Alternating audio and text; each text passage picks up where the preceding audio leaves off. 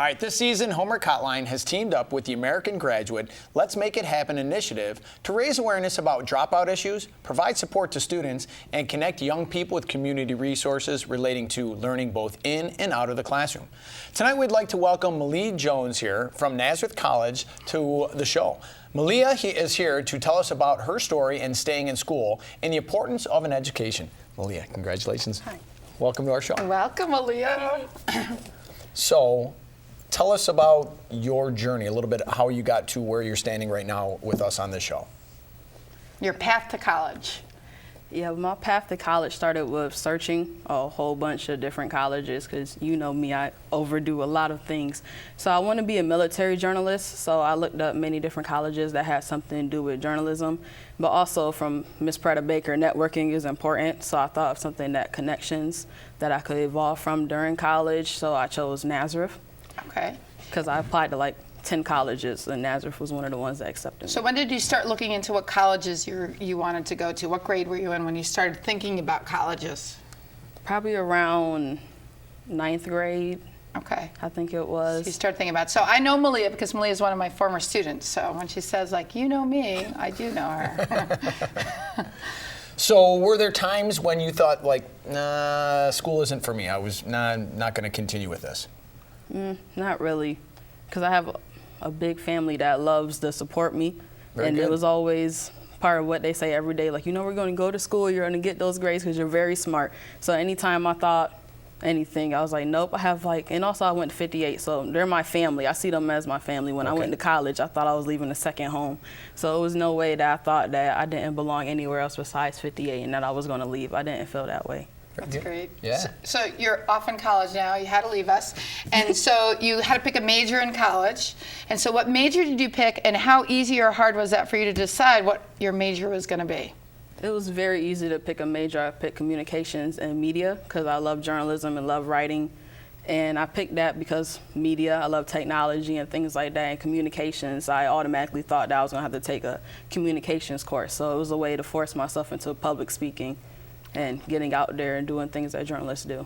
So you're saying that getting into public speaking a little bit, did you have that experience at school to prep you for doing that kind of public speaking kind of things? Yes, with Chodak, we had moot court competitions with public speaking. Now, what's Chodak? Our teacher, Mr. Chodak. All right. We went to the appellate court and spoke in front of the judges. So we had lots of public speaking practice and things like that, but I still didn't really like it as much. So college was a way that you know you're going to do it because you know you have to.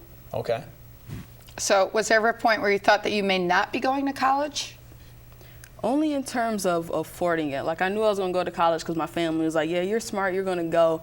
But when it came to affording, I thought maybe I'll go to the military first in order to, you know, build up the money and stuff for it. Because people go in the military, sometimes if you go to the military, the government will pay for you to go to college. So you thought that at least would be your option if you couldn't afford it yourself. But you didn't join the military. So how are you able to afford going to college? Because a lot of students feel that they're not going to go to college because it's an expense. It's really expensive. Yes. So how are you able to go to school? Without getting into too much detail, how are you able to go to school?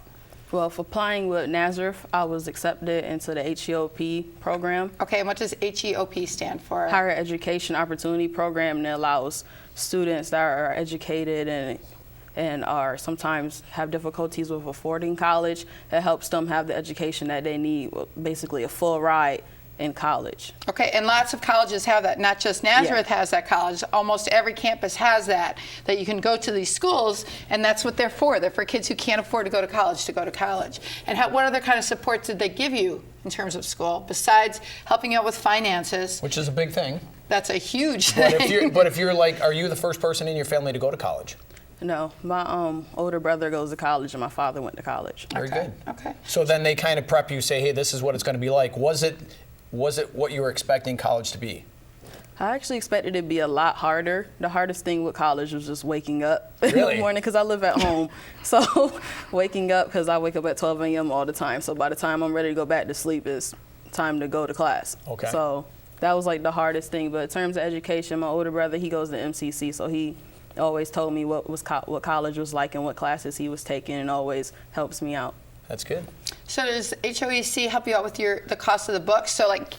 So kids, when you go to college, you will not believe how much textbooks cost. How much does a textbook cost? Oh my goodness. Well, I haven't been terrified by a very expensive one, but one of my friends, she has a textbook for biology, which is $439. For one textbook? Yeah, for one textbook. And you have to buy it. Yeah. It's not like the school just gives it to you, right? And she does nursing, so that she'll have that for 3-4 different classes, I'm sure.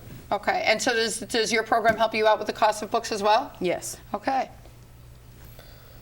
So now, what would be one thing that you would like to know about college that you wish you knew before you started the whole process of going to college?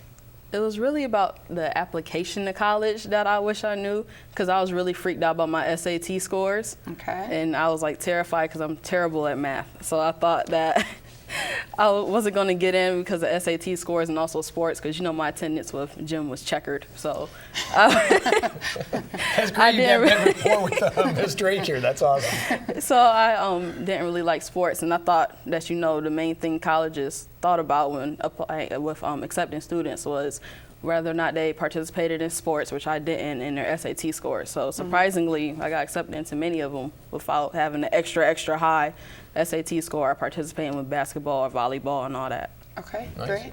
So if you had to give advice to kids at home who are 9th, 10th grade starting to think about college, what would be the big piece of advice that you would give to them about their college search? Figure out what you want to do, not what your family wants you to do, but what career that you want, and try to find people at the college that you want, because some people know what college they want to go to, but make sure that you have professionals in the field that you wish to join, so that you could communicate with them and talk to them, because that's how I had such a success in Nazareth.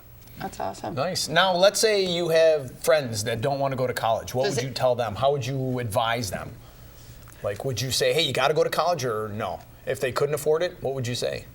I wouldn't force my friends to go to college. I'll tell them that, yeah, it's fun, but it requires hard work. And also, if they don't want to go, part of their motivation is already gone. And I'm very motivation-based, so if I'm not motivated to do something, I'm not going to do it.